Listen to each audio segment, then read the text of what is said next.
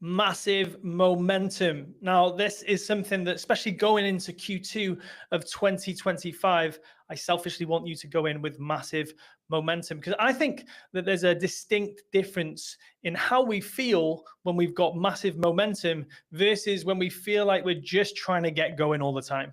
I don't know if you've ever felt like this, where it feels like you've taken 5 steps forwards and then 7 steps back, or you've got something going, you've started taking action in your business or maybe even your fitness, and you've done a week and then something happens and then you feel like you're back at square one. In this session, I want to help you understand the difference between creating real momentum, which is going to drive you forward, which is actually going to exponentially shift you and your pace towards your goals, versus that feeling of constantly having to pick yourself back up and try again. Now, I don't know if you've ever been in this place, but it's exhausting. I don't know if you've ever felt that feeling where you really want to get going and you can see people around you getting incredible results. And you're like, how do they seem to just keep going and keep moving forwards? And then I've definitely seen it, especially in my running journey. I could look at people and I'm like, hang on a second, how come they've got their times down,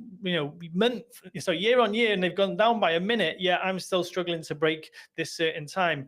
The answer lies in the compound effect, and the access to the compound effect is found in momentum. And if you stick around and if you listen to this training, I'm actually going to invite you to click on the link, which is going to be in the description of this podcast, this training, this video.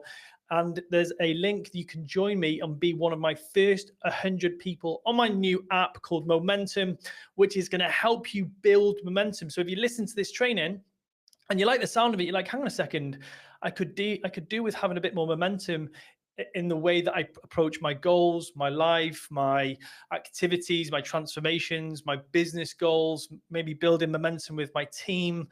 I'm going to actually give you for free a super simple app which you can download onto your smartphone, which will help you build momentum in your life. It's based on really great science and pragmatic steps that you can take every single day to not only just build momentum, but I can guarantee if you use this formula, whether you use the app or not, if you start to look at momentum with this formula in mind, you will start to see your life transform. You'll become happier.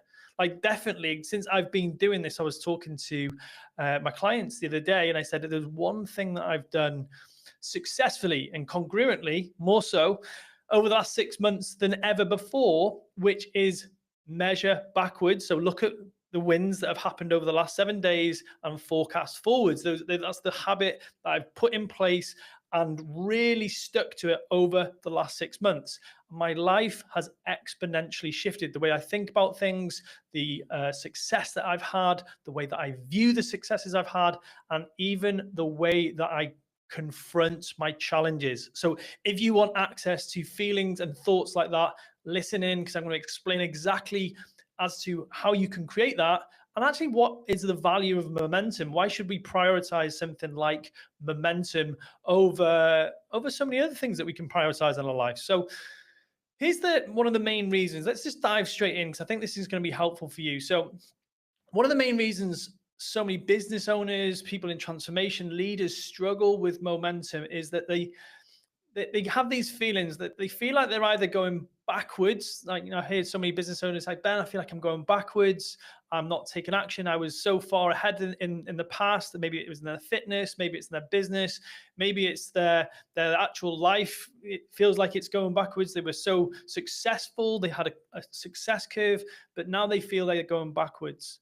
So that's one of the reasons that people lose momentum, is they start to grow this feeling that they are going backwards. And the second one that I've noticed is that they don't feel that they have momentum, because what they're doing is the same actions, getting the same results, and they're going in circles. Now, if you've listened to me more than 5 minutes, I talk about the idea of this, the straight line versus the zigzag versus the circle person. A circle person is constantly going in circles, never really getting anywhere. That's there's like, I'm doing stuff, but I'm not moving forwards. There's the zigzag person that does some stuff, has some success, and then cools off and doesn't do anything. And then there's a straight line, the person that takes action and moves forwards. so many people I speak to are either in a circle place where they're taking action, but it just doesn't feel like it's getting them anywhere, or they're taking some action, it has some effect, but then they're cooling off. And this is like when you do you start something in your business that has a positive effect. You have a sales drive or you have a marketing campaign, and then all of a sudden the business does well, but then you meet a problem and you cool off. Well, what that leads to is what I would call the zigzag type of stance to momentum. And then the final one, which I think is more prevalent, especially in my time of life, I've seen this quite frequently with people I'm coaching, 35 to 45 years old. You feel like you're moving forwards, but you're not clear on the direction. You feel like you're taking action, you're doing things, but you're not sure on the direction. So you're almost halting momentum because you're not sure if you're going in the right way. Now, you might resonate with 1, 2, or 3. So if you're watching the stream, feel free to write in. Yeah, I feel like a circle person. I'm taking action, but I'm not moving forwards. It could be the second one. You're a zigzag. You're taking action and you're cooling off. Or it could be the third one where you just don't know where you're going. So you can't really build momentum when you don't know where you're going. So that's why goal setting and vision creation is such an important part of this process. So one of the things that I think that is at fault here, and this is where we need to work on, is that when we're trying to create momentum, we actually need to treat it really, really, what's the word for it? We have to be quite intentional about the way we go about creating momentum. And the reason I share this is because in fitness, my background is in fitness. I help people do body transformation. I help people join a gym. I help people get off the sofa and get into the best shape of their life. That was my goal. That was my first mountain that I wanted to climb. And what I noticed really, really prevalently was that someone would go from the couch and they would want to go from 0 to 100 miles an hour. And the people that approached creating momentum in their fitness in that manner never, ever succeeded, ever. I've never seen anyone succeed with that mindset. I saw people that would get off the sofa, push themselves really hard and burn out, for sure. So they might have had short-term, maybe we can call it success, but they never lasted. Equally, I would see so many people who would go for years, like say, 3 to 5 years of constantly zigzagging. So they never actually lost the weight or never actually got fitter because they would be boom and bust type of fitness people. And what I think was lacking was just a real understanding of how to create momentum. And I really want to give this to you in this presentation, in this training, because I think that when you really start to slow down and look at delicately treating this force, that if you nurture it within you as a leader, as a someone who's trying to transform or create transformation, it will pay dividends. I said before, I think it was what's his name? Oh my gosh, it's not oh my gosh, can't remember his name, but it's like the 8th wonder of the world, which is the compound effect. And can't remember who it is. It'll come back to me in a minute. So why do we struggle to create momentum? Let me walk through a couple of ideas that are probably going to help you and you'll resonate with them. So if you feel free to go into the comments and share as these resonate as well. So the first thing I've noticed, especially in high performing people, is they see sharing and noting wins as indulgent versus imperative.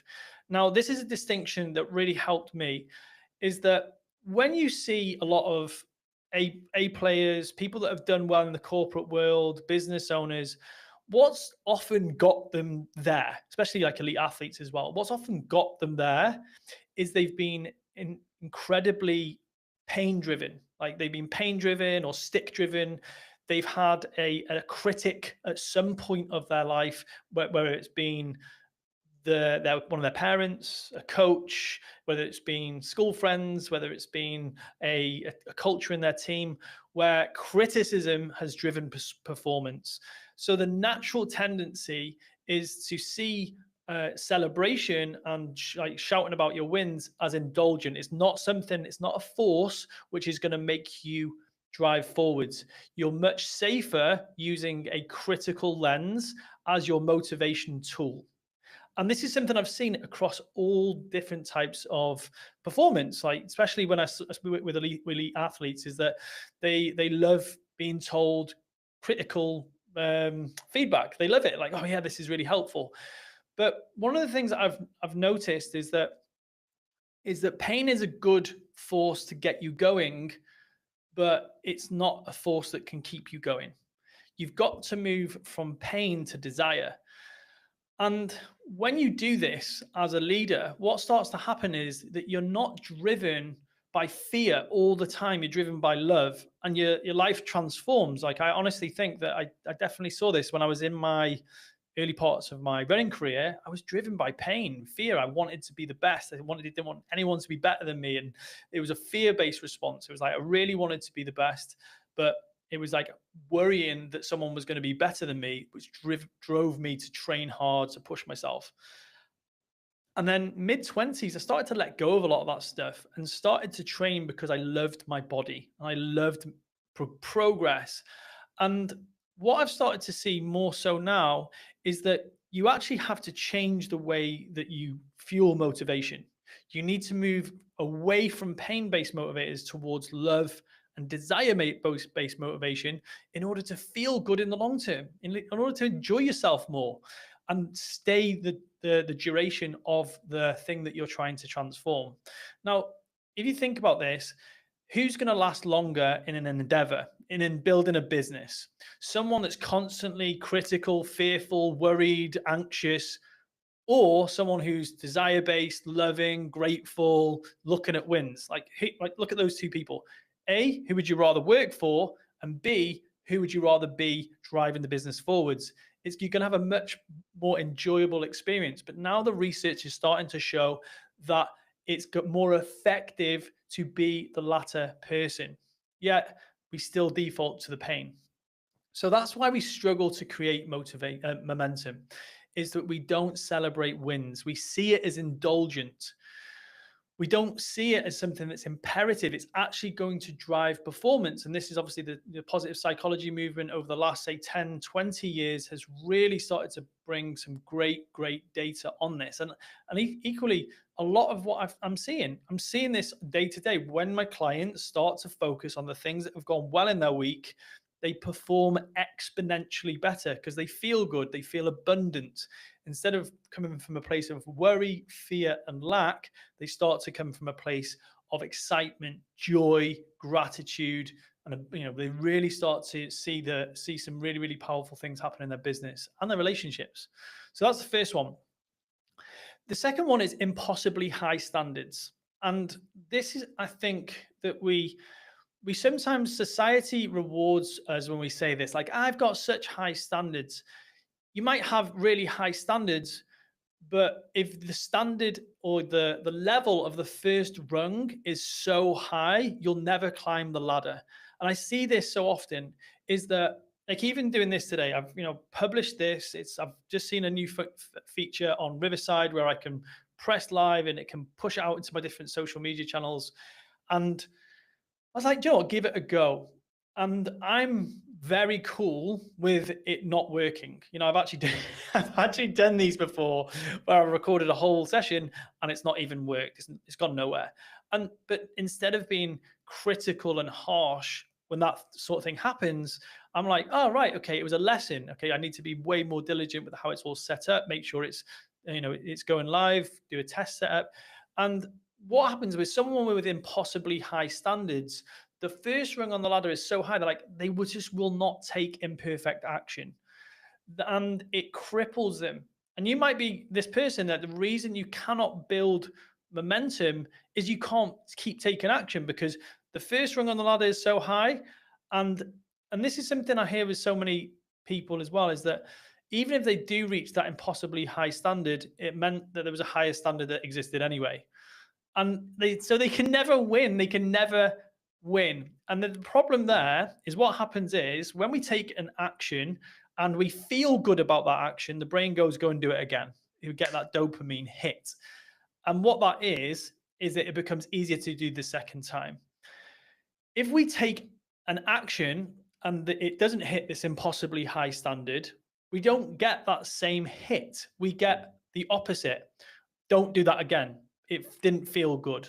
So if you think about this, Effie is learning to swim at the moment, and she jumps in the water and she swims for 5 seconds under the water. And I say to her, as soon as she gets out, oh, that wasn't good enough. You could definitely have done 10. How is she going to feel in that moment? She's not going to go, this is rewarding. I'm not going to get praise from dad. I don't want to do this again. And eventually, if I do that enough times, she won't want to dive in the water. But the problem being is that I want to keep her diving in the water and having go, because that's with every go that she has, every shot that she takes, she's more likely to make it to the 10 seconds. And so praise-based behavior, like when I'm not a swimming teacher, by the way. It's just like I'm just copying what a swimming teacher's been doing. But every time she does it, I praise her. I say, well done, that was great, great effort. And this is what's really, really transformational. So this is the way I treat my daughter, but it's equally how I need to treat myself, is I celebrate the fact that I took a shot. And this is this thing of creating density, and this is what I love. Phil Stutz refers to this as density, is where we take action after action after action. When we're beginning to create momentum, we need fast, dense actions. And what this means is that it's way better in your week to go. Say you want to start. Say you want to get better with your finances in your business. Say you're not very good at looking at your finances, looking at your books, P&L, cash flow forecasts, all that sort of stuff. You don't like doing it. You're way better doing small chunks frequently and building a relationship with that versus doing, once a quarter, a board meeting where you feel disempowered, you're fearful. Oh my gosh, this feels all so overwhelming. And I noticed that in my own business, I always used to have this kind of quarterly board meeting. And I just used to hate it. I was like, I really don't enjoy this. I just feel so out my depth. I don't understand all this stuff. But then what I started doing is I started just looking at these, looking at the sheets way more frequently. And with this 5 to 10 minutes here or there, frequent conversations with my business partner at the market at the time, more frequent, dense conversations, not for very long, I quickly built a better relationship with that. So then I started to have momentum with my financials in the business. Not that they ever became incredibly great, but at the same time, that's how I built the momentum. Now, the opposite of that is that we take an action and then we leave it far too long before taking it again. And that is why you struggle to create momentum.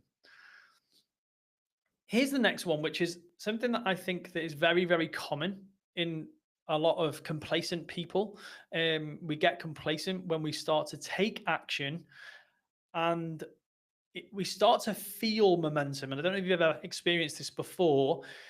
You start to feel momentum. You start, yes, I've got, a week under my belt doing this, or I've created this. Like for example, for the podcast, I remember when I wanted to start it, get it going, I did like 2-3 podcasts a week for 3 or 4 weeks. I created some density. Then I started doing 1 or 2 a week, and then I got complacent. I felt like in my zone, and I took my foot off the gas because I felt that momentum. It felt easy, and I forgot how important it was to be intentional about doing the podcast every week, protecting that habit. And what happened was I had like a 3-week gap, and I ran out of podcasts to put up. And this is the thing. I think this is so important when it comes to so many of us. We get so complacent when the pain of the thing that we started doing our habit or behavior for or to overcome starts to go away. And let me just put this into context.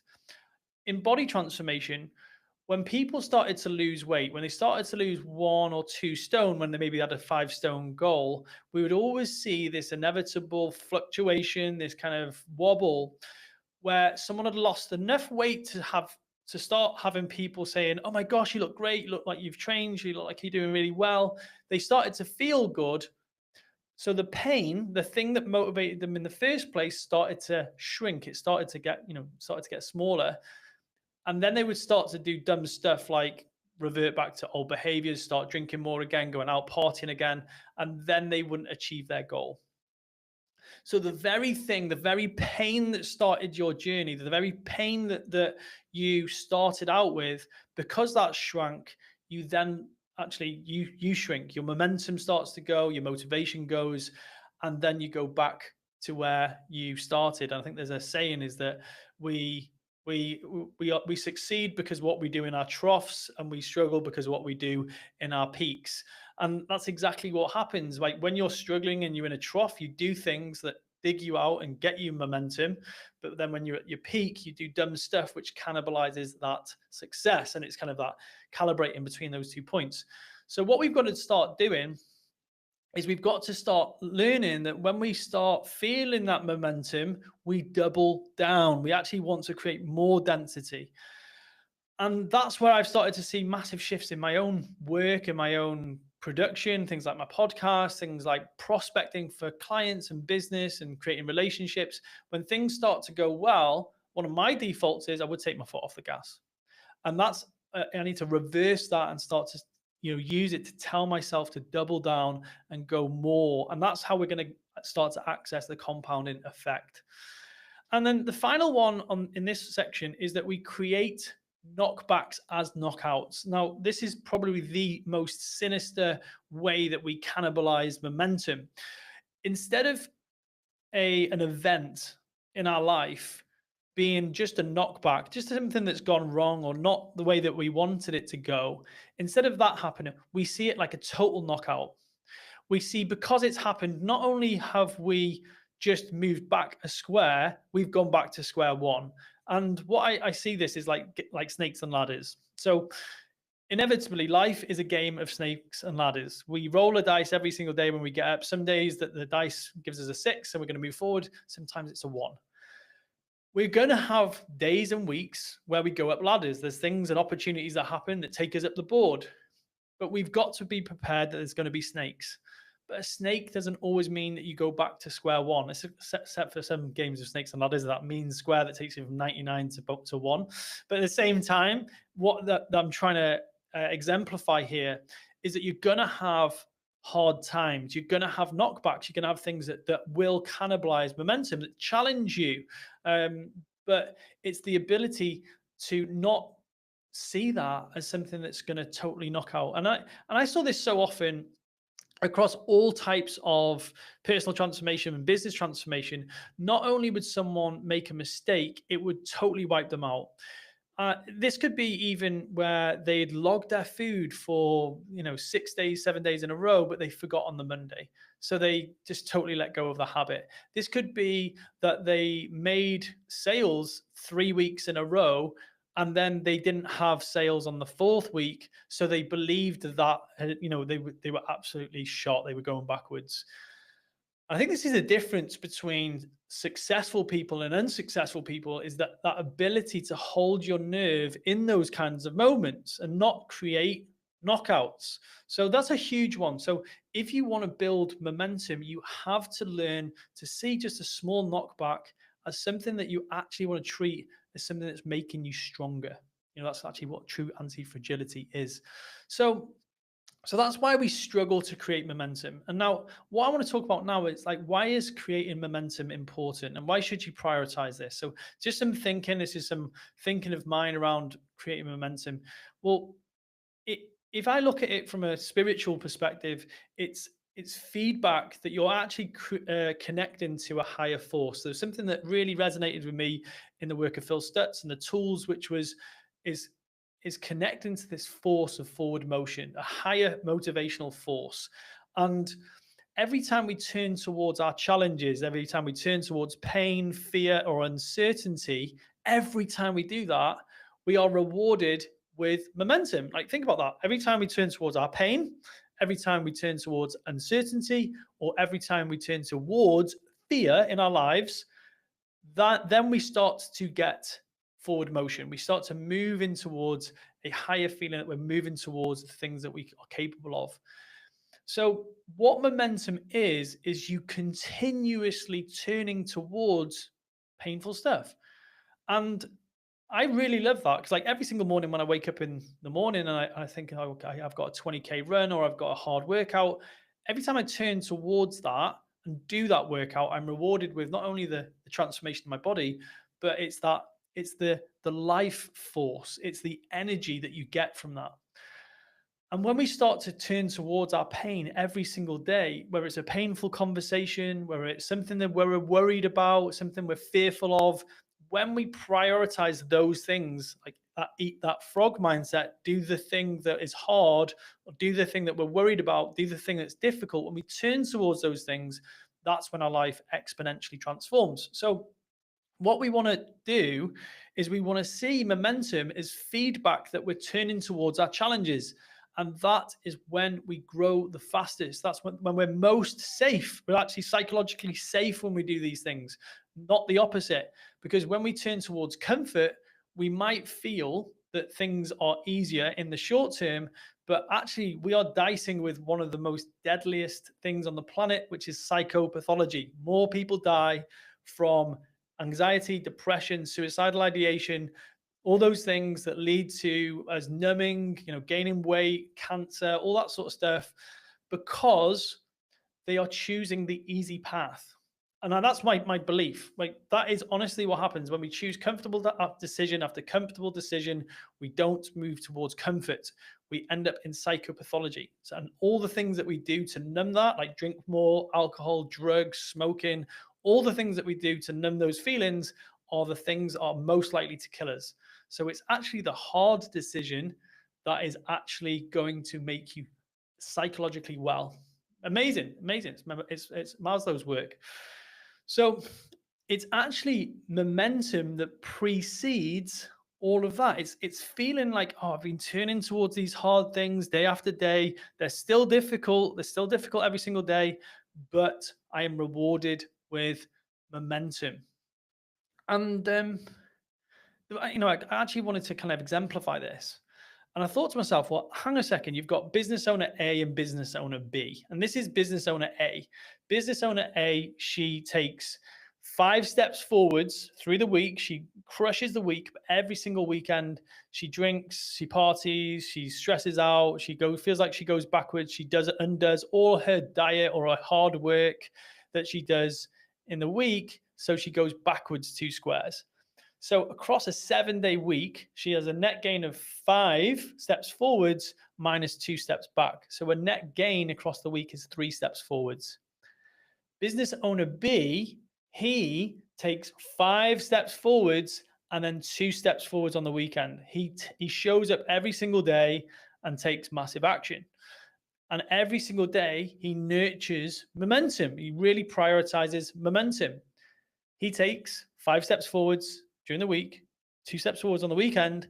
His net momentum is 7. Now, this isn't like a big difference between 7 and 3, but if you look at that over a year, this is the difference between, I think I've got it written down here, annual momentum, 156 steps forward for person A, and then 364 steps forward for person B. It's more than double. It's more than double.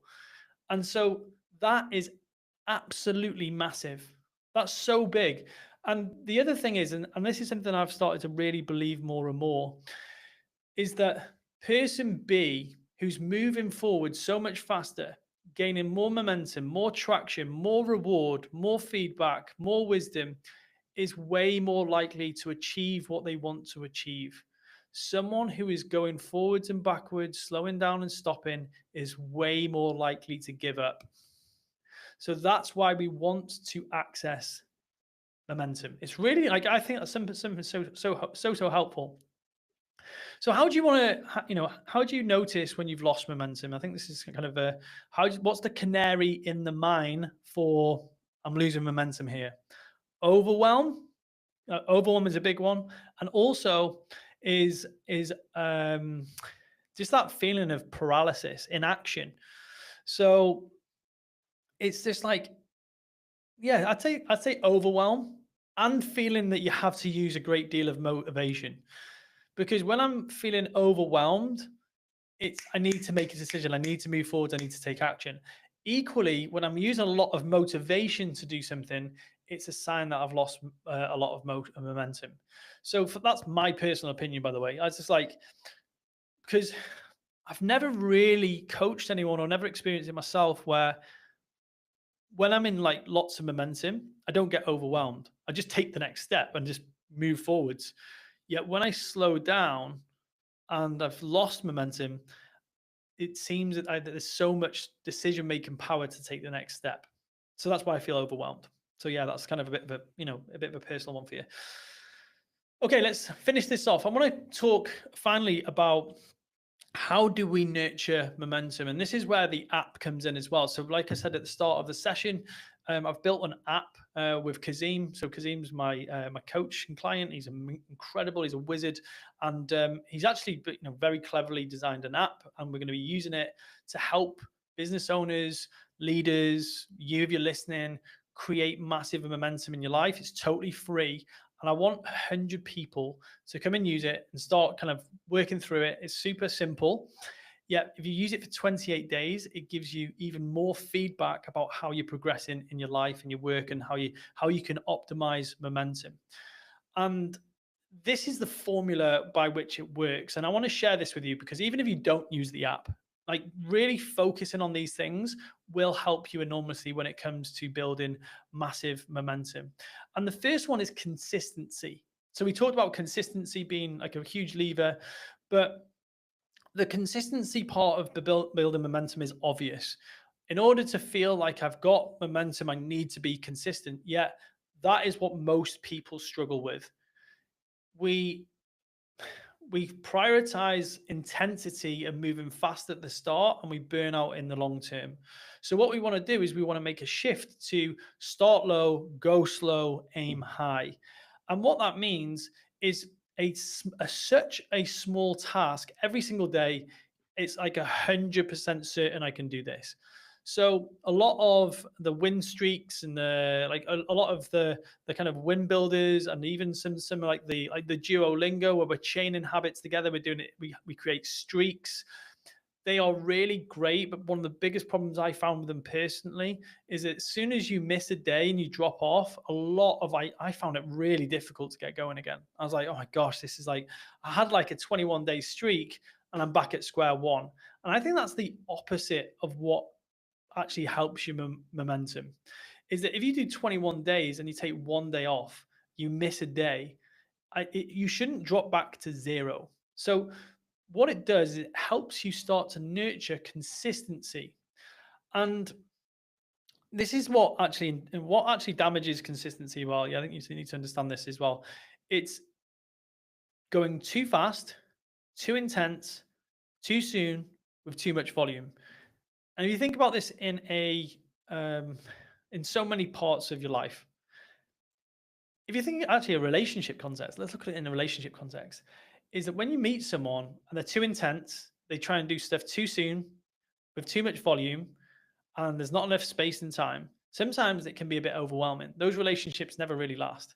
Whereas when you like start low, go slow, but aim high, every single thing that you turn your hand to transform seems to blossom. Now let's look at it in a fitness context.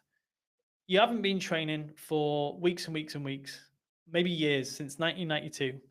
But then you decide, you know what, I'm going to do 10 to 15 minutes of walking every single day. And that feels really doable. And that holds up for 21 days, 48 days, it could be 52 days. You're going to feel like you've got consistency and you'll start to feel that momentum. And so, what we want to focus on when we're trying to build consistency is tiny habits. We want to shrink the habit until it feels 100% certain that we can do it. And I say this to clients all of the time. It's like, does that feel a 10 out of 10 that there is nothing that is going to get in the way of you doing that? And then until you feel like that, it's a gut feeling, you shrink the habit. It could be someone isn't eating any protein with their food or something like that. It used to be like, okay, well, the goal might be to get to 120 grams of protein, but can you have 10 more grams of protein this week with each day? And they were like, yeah, I can do that. I can have a protein bar. Okay, cool. That's all we're going to do this week. And what happens again is that they get that consistency, they have that protein bar or they eat that yogurt, whatever it is. And then the next week they feel good about that. And then we start to build momentum. We say, okay, well, can you have two protein bars or can you add an extra chicken breast? Yeah, I can do that. And that's how we start to build momentum. So the biggest thing that is going to aid your momentum when trying to create consistency is tiny habits. The second thing is effort is more important over outcome. I was coaching a client the other day, and one of the things that we need to learn to do is take the action and let go of the outcome. And actually, she said something quite profound is like the win is the send. As soon as I press send on that email to that potential client, that's all I can control. The win is the risk. So back in when I was running the gym, one of the best things I saw that we used for years and still do is MyZone. MyZone is like a belt heart rate tracking system. It's amazing. And what it does, it rewards effort over outcome. So say, for example, me and my mum went for a run together. We both have a heart rate device on. And however many these called effort points we would get, mum would always have more than me. Because if we were both to run at the same pace, her heart rate would be going way higher. She would be putting more effort in. Not anymore. She's probably fitter than me now. But what would happen is she would feel really good about that run. The outcome was the same. We both covered 5K, but she put more effort in. Effort is more important than outcome when trying to build momentum. And when you start to look at like effort as a real driver for your behavior, that is when you start to change from a win or loss based system. When you like take an action, it's either a win or a loss. It's the most important thing is that you tried, that you did the work. And that is again, when you start to build momentum, effort is still very important. Outcomes does start to become important, especially when you're a high performer. But when you're trying to build it, it is so freaking important to protect. So effort is activity times time taken or time duration. So for example, I want to measure my finances. That's the activity. How many times a week did I do it? Or how much duration did I spend across the week doing it? The third thing, this is the whole point of the app, is allow yourself to celebrate your wins. Allow yourself to measure backwards and look, the win being the distance that you've traveled, not the distance to the ideal. And this thinking is really helpful. So many people, they measure themselves against their ideals. They measure themselves against this perfect, their PB or their goal or the season's best. When actually, even this year, I started the year and I had pneumonia, and I've come so far since the start of the year. And my running's got faster, so much faster than the start of the year, because I'm measuring backwards. I'm building momentum. Now, here's a surefire way I can cripple my momentum and my motivation, which is to measure against my personal best, my literally my life's personal best, and I feel contracted and rubbish and like I'm not fast enough. Whereas when I measure against my progress, I feel good. But the second thing is, especially for you people who can never feel satisfied with what you've done, who never feel good enough, it's never enough, you're always focusing on the negative or what you haven't done or what hasn't been created, is that it allows you to focus on the things that you've done, on the things that you've created. And that is so important, because you probably have this habit of neutralizing the good things that you do. It's like you do something good and it's like next. Do something good and it's next. It's not allowing yourself to spend time focusing on what was the win, what was the lesson, how you transformed a struggle. And that does make you far more resilient. It gives you far more motion and momentum, and it also makes you far happier as well. Because you're actually enjoying the wins. This is why we're here. And the final one, and this is something that really, I think is really great about the way this app has been built, and it's so important for building momentum. It's his comeback strength. It's that ability to get back up after a knockback. And I think that's the biggest one for me. Like for honestly, if I was to look at all these four things to create momentum, I think that comeback strength, the ability to get back up when you feel like things are lost or you're not winning or you've had a couple of knockbacks is the biggest one. It's the biggest one when it comes to success and speed and getting back up to speed when you've lost speed. And that is so important. So, well, the way that the app works is that, say you miss a day, you actually get more points for coming back after a day or 2 days. Because I've seen clients when they first started working with me, when they got a knockback, they'd be silent for weeks. I wouldn't hear from them. Then that became a couple of weeks. Then it became a week. Then it became a day. And I had one client, he messaged me one day. He said, listen, something didn't go right for me this morning. Within 30 minutes, I feel good and I'm back on the stage. That is a turnaround. That is momentum. That is massive. That's one of the biggest wins you can possibly have. So comeback strength is such an important part of building momentum. So that's my formula. It's in the app. So on this video, so I've placed this video on YouTube. It's on Facebook. You'll be listening to my podcast as well. You can access this app for free. Please be one of the first 100 people coming and using it. Give me feedback because I think it's going to be so helpful for you. It's got all of the stuff that I've just talked about built into it. So you can go and use it. You can literally just use it every single day. It takes you less than 30 seconds to write in a win.